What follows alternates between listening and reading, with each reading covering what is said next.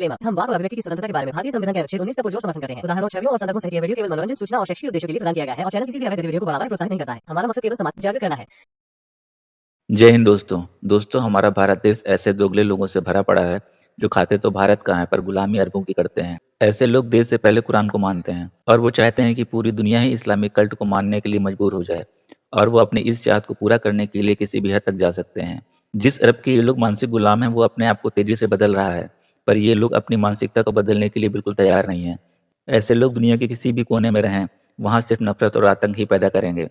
अगर मैं आपको दिखा देता हूँ कि मोहम्मद अली जिन्ना ने इलेक्शन से पहले उनका मेन आइडिया ये था कि हम मुसलमानों के लिए एक अलग देश बनाएंगे हिंदुस्तान में से काट के, तो फिर आप तो वो एक प्रोविंस भी हो सकता है ना, वो एक प्रोविंस भी हो सकती है। क्योंकि डिबेट मैं बता देता हूँ, मैं इनको बता देता हूँ, डिटेल बता देता हूँ। मैं इब्रार साहब आपको ये बताओ कि क्या नाम, आपको ये हिस्ट्री नहीं मालूम है कि आपके बड़े पाकिस्तान का नारा लगाते थे? पाकिस्तान का मतलब क्या? ला इलाहा इल्लल्लाह। बट के रहेगा पाकिस्तान, बट के रहेगा हिंदुस्तान, बन के रहेगा पाकिस्तान। आपके बड़े नारा लगाते थे नहीं लगाते थे? यार मोहम्मद अली, फिर तुम इनका पॉइंट प्रूव कर दोगे कि इंडिया में मुसलमानों को नहीं रहना चाहिए था, इंडिया से मुसलमानों को चले जाना चाहिए था।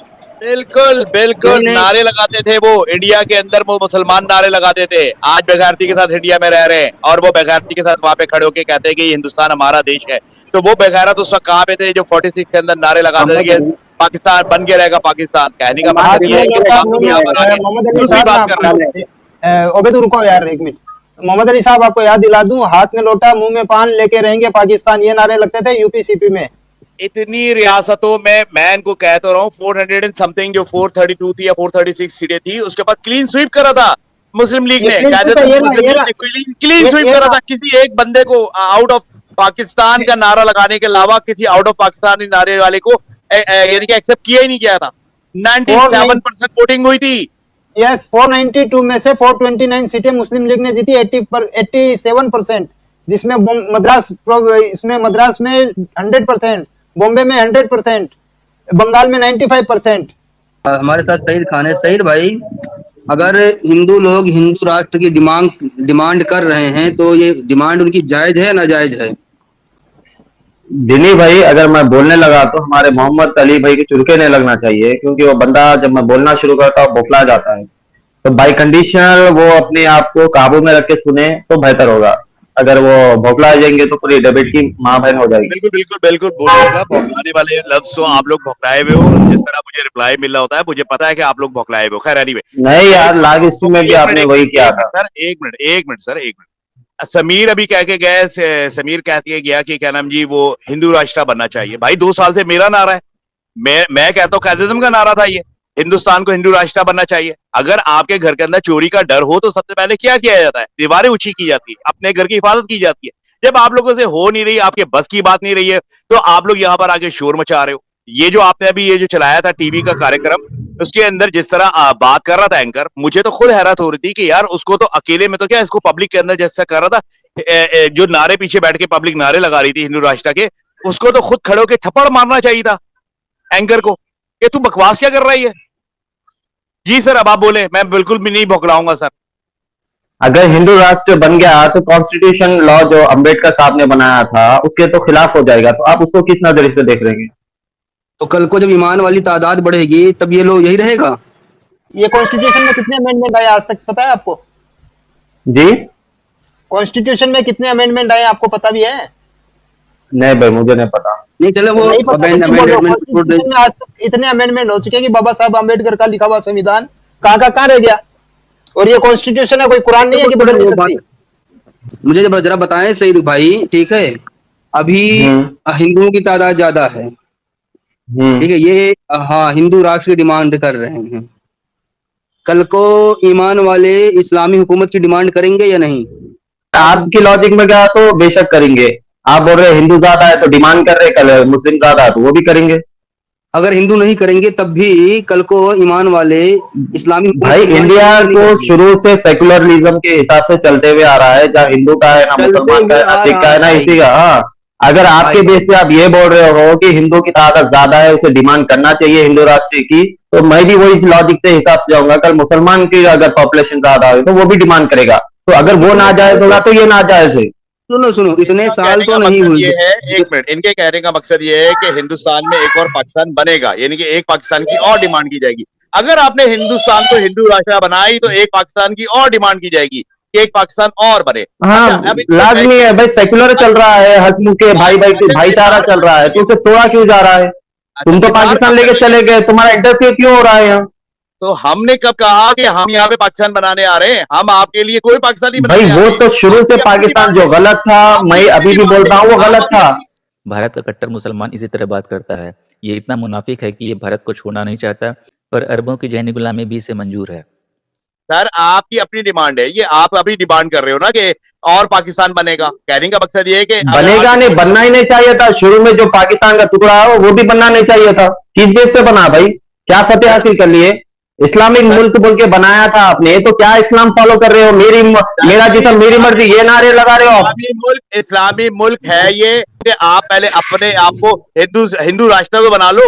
हिंदू राष्ट्र भाई इस्लामिक मुल्क आपका, अली भाई, इस्लामिक मुल्क मुकम्मल बन चुका है आपका, मतलब घबरा गई है मुझसे कह रहे थे। नहीं, अली भाई आप मुझे ये बोलो, पाकिस्तान मुकम्मल इस्लामिक मुल्क बन चुका है, हाँ या ना? तुम्हारे को बता रहा हूं, तुम्हारी क्लियर कट बात आ गई है, हिंदुस्तान के लोगों ने सुन लिया कि तुम लोग डिमांड करोगे, जब मौका मिलेगा तुम पाकिस्तान की डिमांड होना ही नहीं चाहिए। अगर किसी की पॉपुलेशन बढ़े या घटे, डिमांड नहीं होनी चाहिए। Secular mean secular. बंदा मेरी बात ही नहीं कंप्लीट करने दे रहा। मैं करिए ये कह भाई, रहा करिए, हूं मैं भाई, म्यूट कर रहा हूं। तुम हिंदुस्तान को तो आज भी बांग्लादेश बनने के बाद जो बिहारी थे, वहां पे जो माइग्रेटेड बिहारी थे, उनको आज भी कैंपों में रखा गया है। वो मुसलमान मुल्क है, बांग्लादेश एक मुसलमान मुल्क है, मगर उन्होंने कहा कि तुम पाकिस्तान के हावी हो, तुम लोगों को कैंपों में रखा जाएगा। और वो बिहारियों को आज तक हमने एक्सेप्ट नहीं करा। हमने आज तक एक्सेप्ट नहीं करा कि जो रह गए, जो जहां पे हैं वो वहीं पे रहे, खुश रहे, अब वहीं पे जिंदगी गुजारे। कहने का मकसद ये है कि आप लोग हिंदुस्तान को, हम ये कहते हैं टू नेशन थ्योरी की बेस के ऊपर कि पाकिस्तान एक इस्लामी मुल्क है, हिंदुस्तान को एक हिंदू देश होना चाहिए, हिंदू राष्ट्र होना चाहिए। इसके अंदर सबसे बड़ी रुकावट आप लोग हो। आपने हमको भी धोखा दिया 47 के अंदर, और आप इस तक हिंदुस्तान में बैठ के एक नए पाकिस्तान की ओपनली बात कर रहे हो। यहाँ पर आप लोग ओपनली डिस्कस करते हो और यहाँ पर कहते हो जी यहाँ पे शरीयत नहीं है। भाई यहाँ पे शरीयत तो 10-20%, 25%, 30% होगी। हिंदुस्तान तो सिरे से ही कोई हिंदू देश ही नहीं है, और वो सिर्फ वजह आप हो। अली भाई मुझे ये बता दीजिए, हिंदुस्तान का बंटवारा होने के पहले भी आप जैसे घटिया सोच वाले इंसान थे, जिसकी पॉपुलेशन ज्यादा है उसका राज चलेगा, तो उस बेस पर ही इंडिया और पाकिस्तान का बंटवारा होता जो जिन्ना ने किया था। हमने तब भी जिन्ना की सोच को घटिया कहा था, और जो आज जिन्ना की सोच रखते हैं, जिसकी पॉपुलेशन ज्यादा उसका राज, आज भी हम उसे बोलते हैं घटिया सोच वाले। 98% मुसलमानों ने पाकिस्तान के लिए वोट दिया था। हाँ भाई, गए कितने? वो सारे वही बोल रहा हूँ, गए कहाँ? तो वो सारे वही तो बोल रहा हूँ, जिना की। अमित भाई, जो जिना ने पॉलिटिक्स की थी, यही धोखा देते, यही धोखाबाज लोग हैं, यही इनको, इन्हीं जैसे बंदों को मैं कहता हूँ कि इंडिया का मुसलमान बगैरत है। अच्छा, जो जिनके बुजुर्गों ने नारा लगाया था पाकिस्तान का, वो ही वहां पे रह गए, उनको अपना घर बाहर नहीं छोड़ना था। अच्छा, वो हिंदू पागल थे जो पाकिस्तान में बसते थे, पाकिस्तान के मुसलमानों के अक्सरियती इलाकों में बसते थे, और वो चले गए हिंदुस्तान में अपने मजहब के अंदर, अपने दीन के अंदर, अपने क्या नाम उसके अंदर, अपने लोगों के दरमियान, और ये बगैरत वहीं पे रह गए और कहते हैं कि जी पाकिस्तान बनना ही नहीं चाहिए था। ये अजीब लॉजिक है तुम्हारे। अमित भाई मुझे एक सेकंड, यहाँ पर आके बोल रहे हो पाकिस्तान बनना नहीं चाहिए था। अमित भाई, जिना, एक सेकंड, जिना की सोच। सैयद म्यूट कर। मोहम्मद अली भाई, ये जो 98% मुसलमान पाकिस्तान के लिए वोट किए थे, वो सारे के सारे इधर ही थे। तो ये सैयद के बाप दादा भी जो यहीं रुके हैं, ये भी बोल रहा था ना, जो घटिया सोच वाले थे वो चले गए, घटिया सोच वाले इधर रहे हैं सारे के सारे। भाई तेरे बाप दादा भी हरामी थे। रुको, मुझे ये बताओ, जो 56-57 मुल्क बने हैं, इस्लामी हुकूमत बने हैं, क्या वो शुरू से ही इस्लामी हुकूमत थे? भाई उससे मुझे क्या करना? मैं इंडिया की बात करेंगे तो मैं आवाज उठाऊंगा ना, मैं दूसरी कंट्री से मुझे क्या लेना देना है?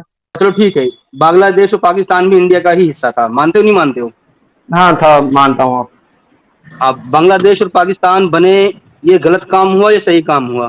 गलत काम हुआ, मानता हूँ, वो भी गलत काम हुआ।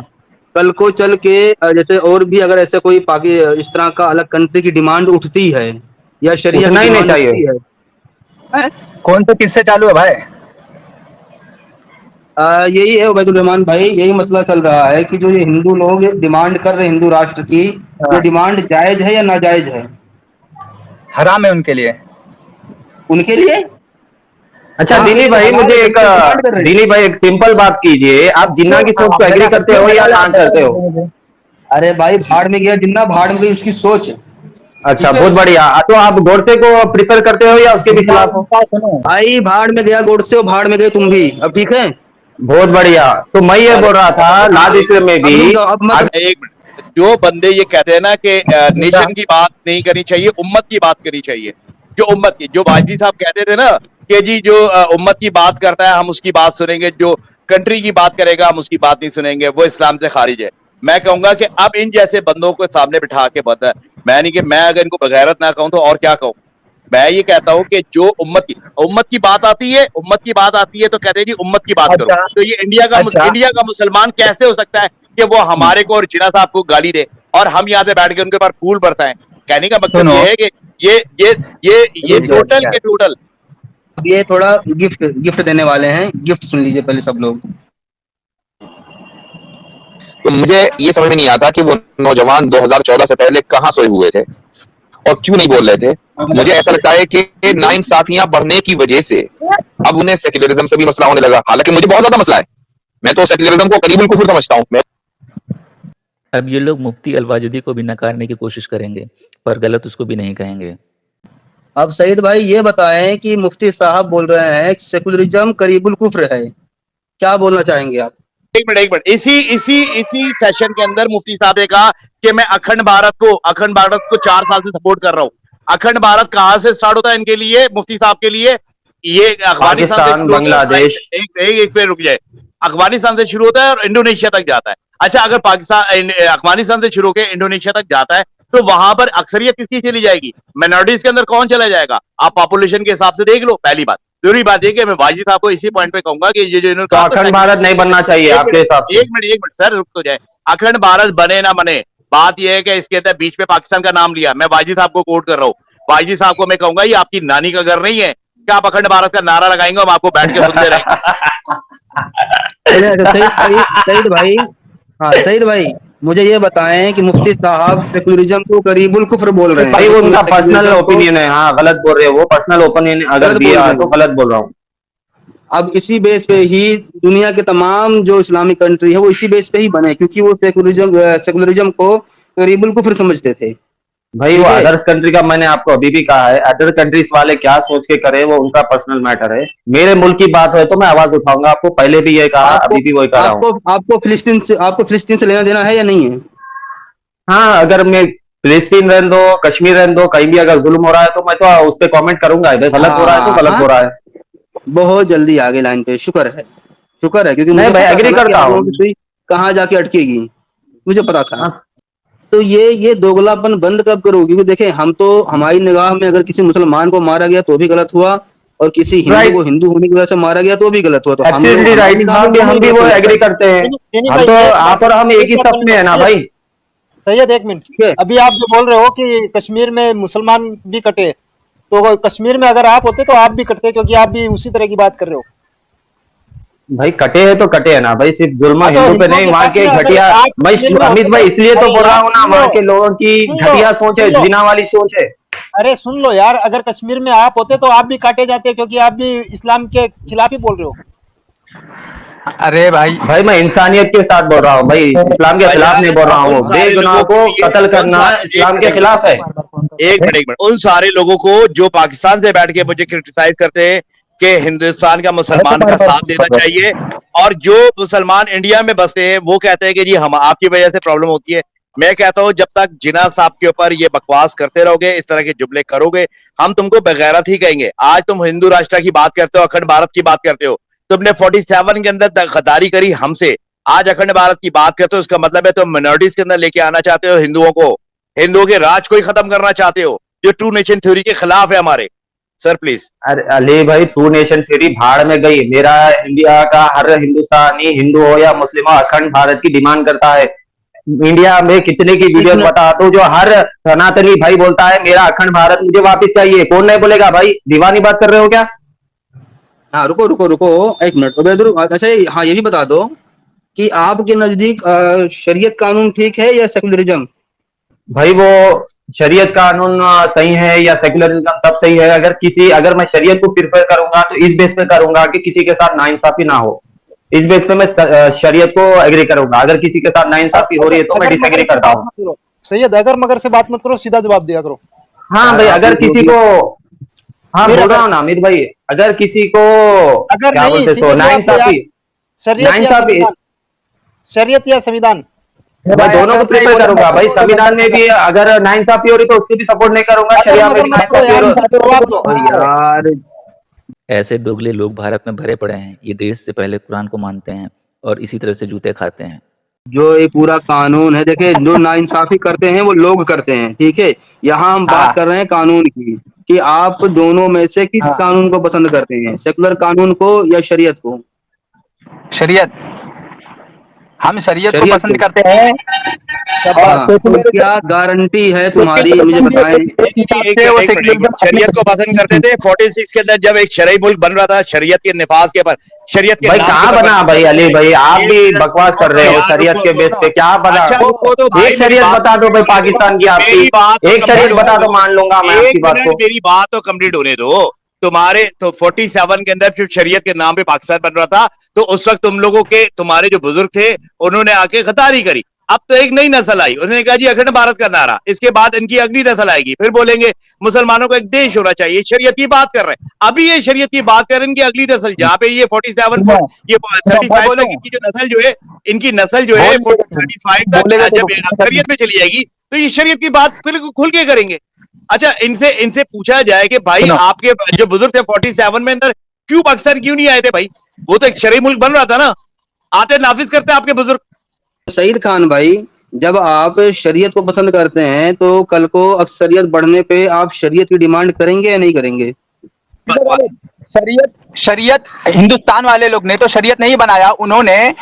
उन्होंने जो हिंदुस्तान पे कानून था, जिन जिन लोगों ने अपने अपने कानून के अपने हक से अपने अपने हक को लेकर कानून बनाया उसमें, ठीक है, और सबने उसको माना, उस कानून पर चल रहे, शरीयत पे नहीं चल रहे। और ना पाकिस्तान ने अलग होकर शरीयत को चला। तो हिंदुस्तान के मुसलमान क्या शरीयत के हिसाब से हिंदुस्तान के अंदर जो है हिंदू राष्ट्र लेकर और अपने ऊपर एनआरसी लागू करेंगे, हिंदुस्तान से बाहर निकलेंगे? ये कानून होगा मुसलमानों पे? जो मुझे इतना बताओ, हमारे मुल्क में है, इंडिया में।